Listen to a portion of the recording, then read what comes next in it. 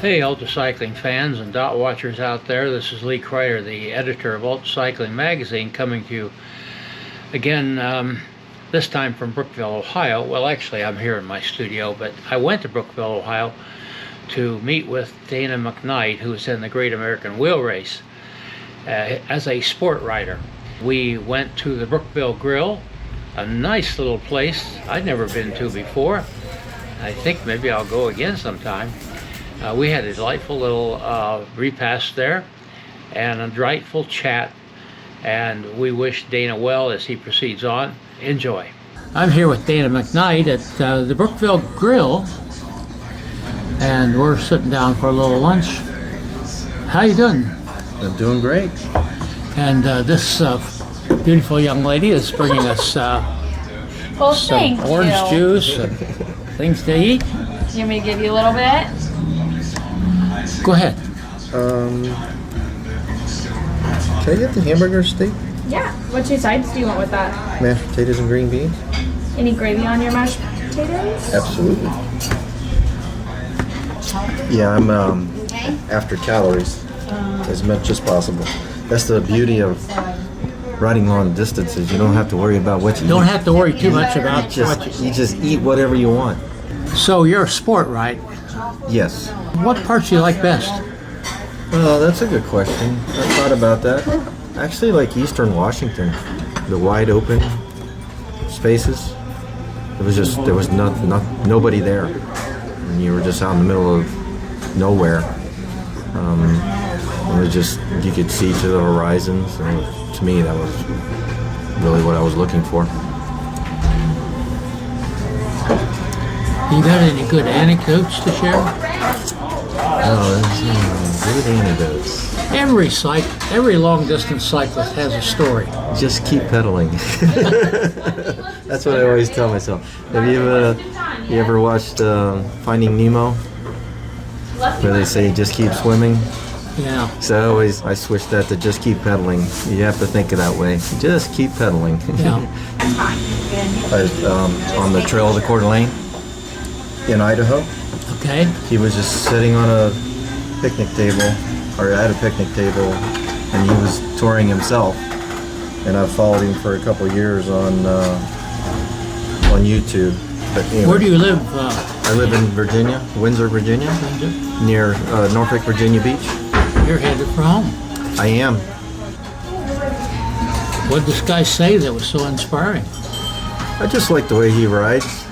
When he's online, he just takes things easy and enjoys the ride. It's about the riding, not necessarily the competition and that type of stuff. And that's what encouraged me to do this, is that you could do the sport category.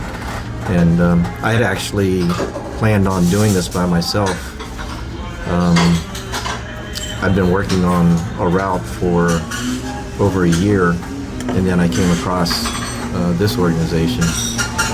And I looked at their route. It was similar to what I was doing, but I thought it was better because it had a lot of gravel in it as well. They were connecting, they're connecting the Great American Rail Trail with gravel routes in between the rail trails, which kind of sparked my interest because I ride a lot of rail trails anyways, when I'm not doing this. So I'm always interested in those. And they were going to do the Palouse Cascade, which I was interested in.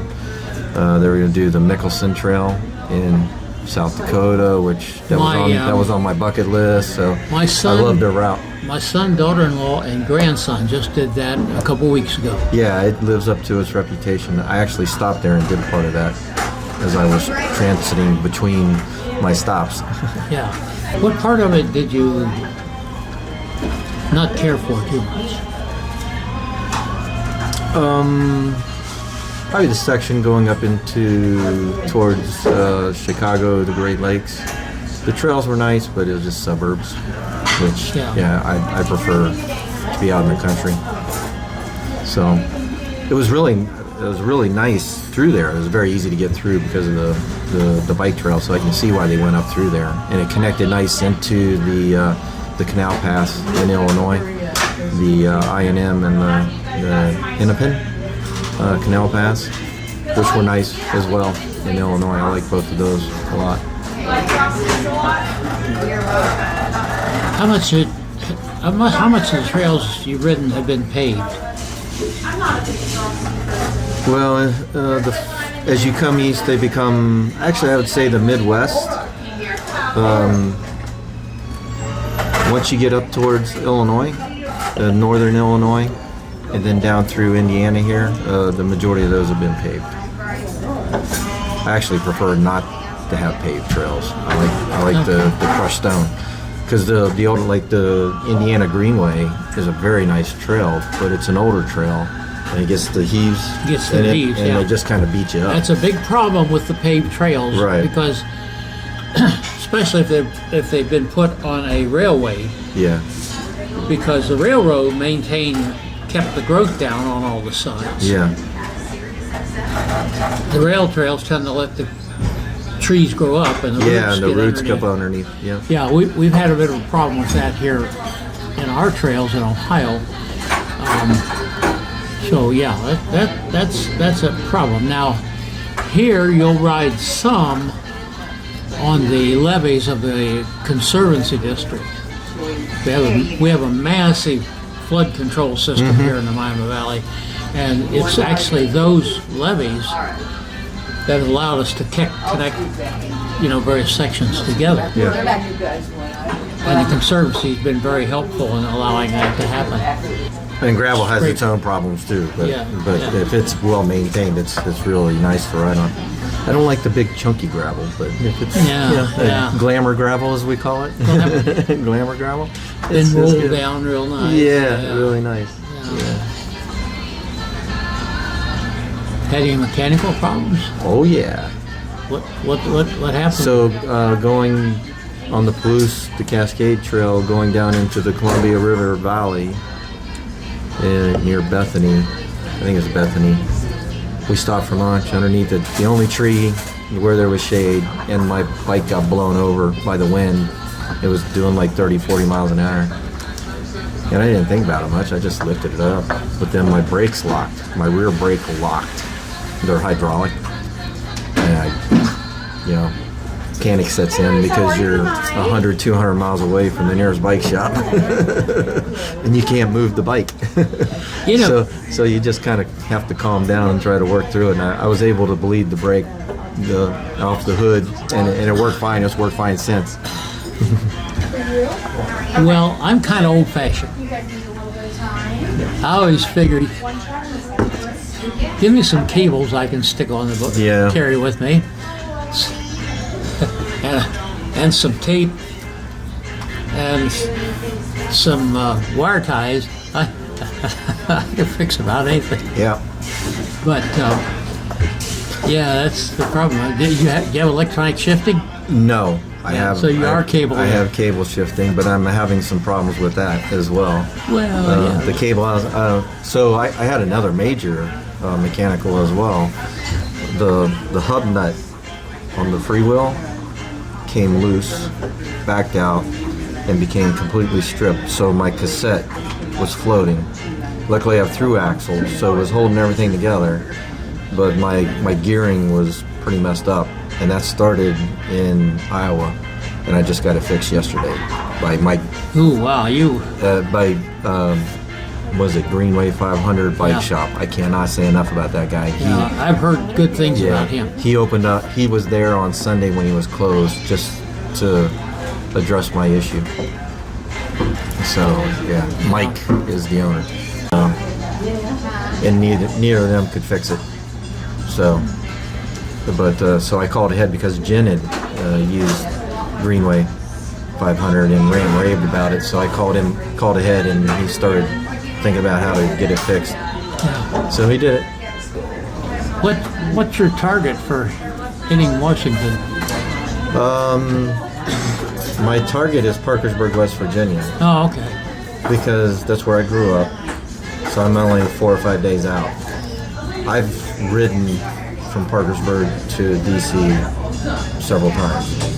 So I was just texting Curtis about my plans, and probably in September I'll finish it. I'll do it again. Hopefully I'll get some friends to ride it with Okay. me. So, but that was always going to be my ending point.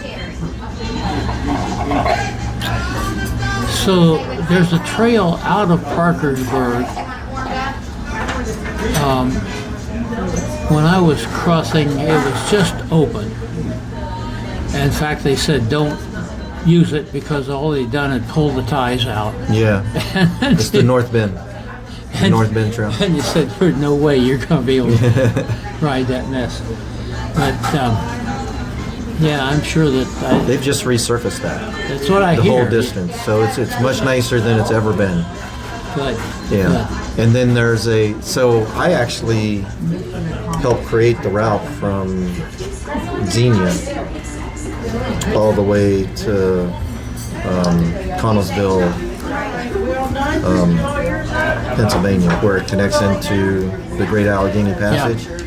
Because they were originally going to go basically the OTET up across Ohio and then cut over to, I think it's Steubenville, West then- Virginia, Yeah, and then get into and then get into Pittsburgh. Pittsburgh. But I talked them into there's a master plan out there called the Parkersburg to Pittsburgh Trail, and it literally goes. Thank you. You're very welcome. Can I do anything else for you boys? No, thank you. Okay. All right, you boys. Trails already established on it. So I was I sent them the master plan for that, and they were like, "Yeah, let's do it." So I created the GPS, ride with GPS route, and sent it to them. They've incorporated it. So I think that's pretty neat. And for what I've seen so far online, people seem to be enjoying it.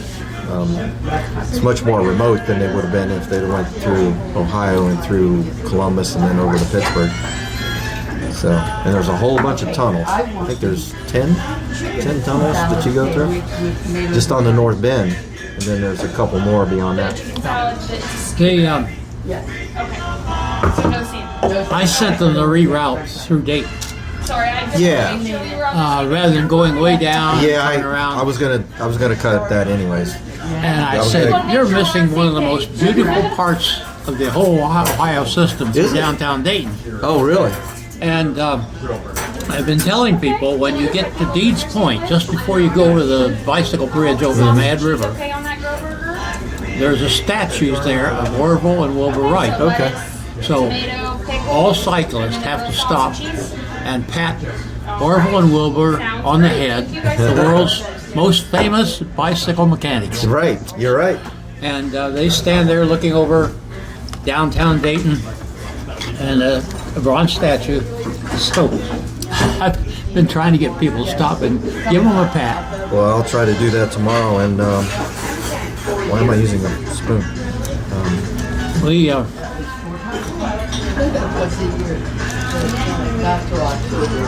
years ago, in the 70s, I chaired the Open Space Committee of the Regional Planning, Miami Valley Regional Planning Committee.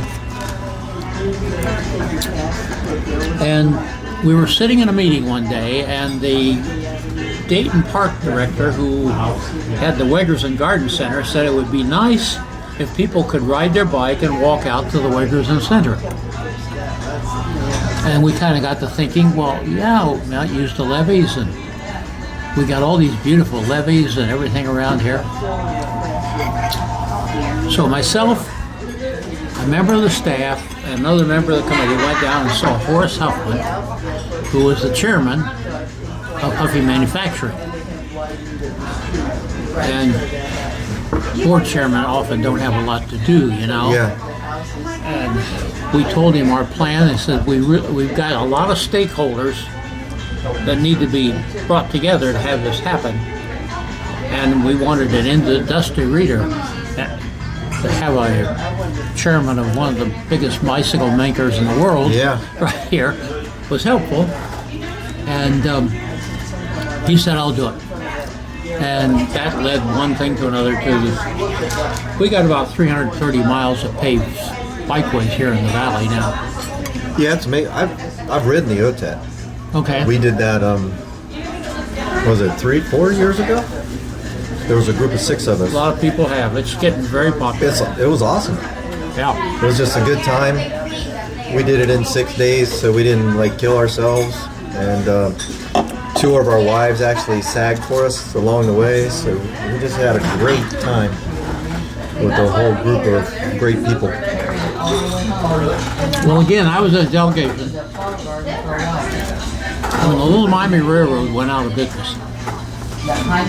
It dawned on our committee that it'd make a great, we thought that time, hiking trail. You know, but then a couple said, well, biking trail. Yeah. What else did you see that was interesting? See, now you got me on the spot. What I call road art, like Americana. Okay. Like people will take cars and make like a bug. They like take a Volkswagen bug and they put it on stilts, but they actually made a bug out of it. So it had legs coming out of it, had antennas, that kind of stuff. And there was another person who created this, like, it was like a robot. It must have been 20 feet tall. Beautiful craftsmanship. But they took like different car parts and stuff and created it. And then there's a lot of that across the United States. You'd be surprised, especially on the back roads. You just kind of come across it. It fascinates me. I always try to take as many pictures of that type of stuff as I can get when I come across it. Find anything interesting along the road, laying on the road? We have a game, a buddy of mine down in Florida. We name that carcass. Sometimes you have to try to figure out what the dead animal is. It keeps you keeps the mind going. Did you ever see that book, Flattened Fauna? I have not, but that's kind of what we're talking about. Flattened Fauna, a guide to roadkill. Yes. And it even has a biological, you know how biology, well, you have a tree, you work your way through the tree, you know. If it's long and doesn't have feathers, it's a snake. I had that book, and Flattened Fauna. Yep. Something you'd enjoy it. Yeah, I think. Name that carcass. Probably find it on Amazon. Yep. The other thing that's been interesting is just running into people. Everybody's nice. It's amazing. There's so many good people out there. I think you hear this a lot for people who tour, but I've been able to validate that I haven't run into anybody. Who's an interesting person you ran into this time? I ran into a guy in Iowa, and Iowa was getting a lot of rain, a tremendous amount of rain. There was a lot of flooding. But there was like these canals that they had, and he was hunting gar and carp with a bow. And I sat and talked to him for probably 10 or 15 minutes on how he was doing it. So he would just have a bow and arrow, and he would get up on a bridge, and he'd wait for the fish to come through, and then he would shoot at them with the bow and arrow and catch them. He said they were great eating. I've never had gar or carp, but I'll trust that he knows what he's talking about. You have to know how to fix carp. Yeah, I'm sure it is. Yeah, I'm sure there's a way. And he said the biggest one he's ever got, he got like a 70-pound gar, which would be massive. Oh yeah, they're big. And there was another lady that I ran into in Chesterton, Indiana. I think it was Indiana. And she owned Peggy Sue's Diner, and I had lunch there. And she was the namesake. She was Peggy Sue. She was just a character, a redhead, and she was just bubbly, full of life. And I sat at the bar, and I sat there and talked to her for quite a while. And she was just a pleasure to talk to. Sure, nice to meet with you and talk with you. Yeah. And absolutely. Wish you good luck on the rest of the way.